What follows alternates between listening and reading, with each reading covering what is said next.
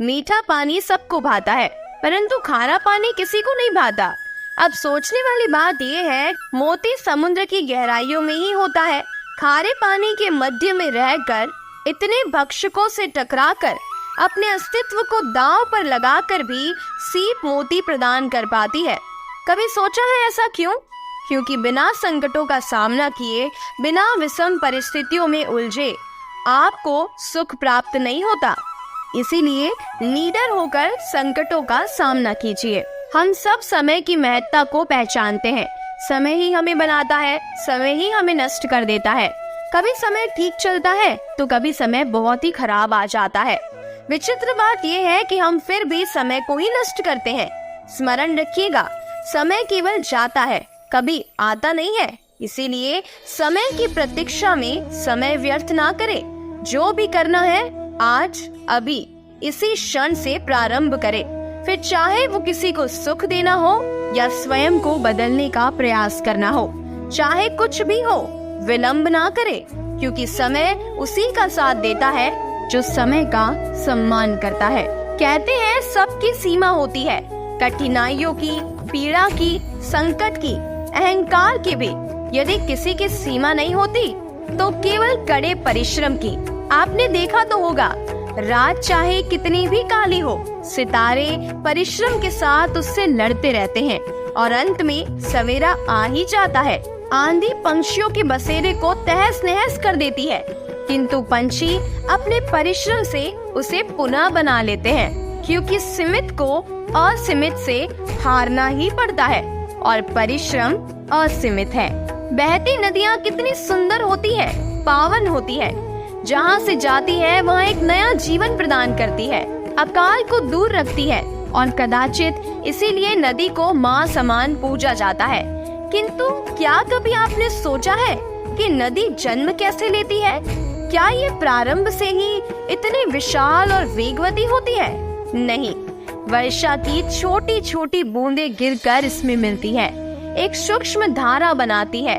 वो धारा पर्वतों के हिम को काटते हुए, स्वयं में पिघलाते हुए, जल प्रपातों से गिरती हुई, चट्टानों से टकराती हुई, फिर जाकर वो नदी बनती है। इसी प्रकार ऐसे ही सीधे सीधे कोई महान नहीं बन जाता। छोटे छोटे प्रयास मिलकर एक विशाल व्यक्तित्व बनाते हैं और इसीलिए जीवन में प्रयास करते रहिए, क्योंकि इसी से आपका अस्तित्व बनेगा। मनुष्य में एक बड़ा ही विशेष गुण पाया जाता है, मूल्यांकन करने का। क्या महंगा है, क्या सस्ता है, किसे खरीदने के लिए अधिक धन लगेगा, अधिक परिश्रम लगेगा, वो महंगा हो गया। जिसे खरीदने के लिए कम धन, कम परिश्रम लगेगा, वो सस्ता हो गया। परंतु क्या यही पूर्णतः सत्य है? अब आपके सामने एक पात्र है जिसमें जल भरा है और एक सोने का सिक्का है। इन दोनों में से अधिक महंगा क्या है और सस्ता क्या है? आप कहेंगे सीधी सी बात है, सोने का सिक्का ही अधिक महंगा होगा। इस सोने के सिक्के से आप ऐसे कई जल के पात्र खरीद सकते हैं। चलिए, आपकी बात भी उचित है। अब आप सोचिए कि यदि आप किसी मरुस्थल के बीच में फंस गए हो, प्यास से तड़प रहे हो, तब क्या महंगा होगा? तब तो आप एक घूंट जल के लिए अपने जीवन भर की कमाई पाई पाई यूं ही गंवाने के लिए तैयार हो जाएंगे।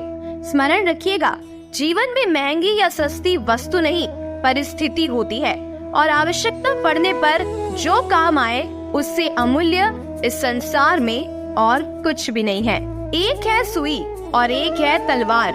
अब आप बताइए, आपके दृष्टिकोण से इन दोनों वस्तुओं में से क्या अधिक शक्तिशाली और महत्वपूर्ण होगा? आप कहेंगे तलवार ही अधिक शक्तिशाली और महत्वपूर्ण है। चलिए मान लेते हैं कि तलवार अधिक भारी होती है।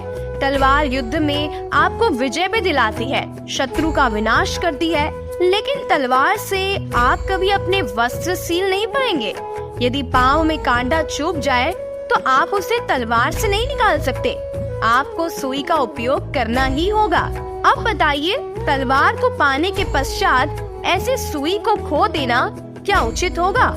इसी प्रकार जीवन में संपन्न मित्र पाने के पश्चात आपके उन मित्रों को ना खो देना जो कम संपन्न हो, दरिद्र हो, क्योंकि वो आपके साथ तब थे जब आप कुछ भी नहीं थे और आवश्यकता पड़ने पर वही आपके काम आने वाले हैं। संपन्न मित्र से नहीं, अपितु जिसने आपसे प्रीत की है उससे मीत निभाइए। नई सोच बनाने के लिए पुरानी नीतियों को तोड़ना आवश्यक है और सभी को इस दुर्गम और जटिल पथ से जाना ही होगा। मनुष्य भावनाओं में बहकर कभी कभी ऐसे निर्णय ले लेता है जिसके कारण वो जीवन भर पश्चाताप करता रहता है, किंतु जब कुछ खो कर पाता है तो उसे वो सहेज कर रखता है। बबूल का पेड़ इतना विशाल होता है, पीपल का पेड़ भी विशाल होता है, किंतु क्या आपने कभी सोचा है कि क्यों बबूल के पेड़ को काट दिया जाता है, उसका उपयोग किया जाता है, और क्यों पीपल के पेड़ को पूजा जाता है? इसीलिए क्योंकि पीपल का पेड़ उसके नीचे बैठे पथिक को छाया देता है, अपनी डाली पर असंख्य पक्षियों को बसेरा देता है, किसी को कांटे चुबाकर दूर नहीं करता बल्कि उसे शीतल छाया देकर उसकी थकान हर लेता है। इस संसार में यदि आपको सम्मान पाना है तो पीपल की भांति ही बनना होगा। कुछ देना सीखो, आनंद, सुख, शीतलता बांटना सीखो और कांटों की भांति कभी किसी को कष्ट ना दो। सम्मान स्वयं चल के आपके पास आएगा और आपका मन सदैव प्रसन्न रहेगा। आपको कृष्ण के विचार कैसे लगे कमेंट करके जरूर बताइएगा। इसी के साथ अगर आप कृष्ण के द्वारा दिए गए भगवत गीता के ज्ञान को भी बिल्कुल आसान भाषा में समझना चाहते हैं, प्रैक्टिकली गीता के ज्ञान को अपनी लाइफ में कैसे उतारे उसे सीखना चाहते हैं, तो आपको मेरे दूसरे चैनल की भगवत गीता की वीडियो का लिंक कमेंट में मिल जाएगा। आप एक बार उसे भी जरूर सुनिएगा। यकीन मानिए ये वीडियोस आपकी लाइफ को पूरी तरह से ट्रांसफॉर्म कर देंगे। वीडियो देखने के बाद अपना अनुभव मेरे साथ जरूर शेयर कीजिएगा। मिलते हैं श्री कृष्ण की और भी ज्ञान भरी बातों के साथ। तब तक के लिए अपना बहुत सारा ख्याल रखिएगा। वीडियो को पूरा देखने के लिए आपका बहुत बहुत धन्यवाद।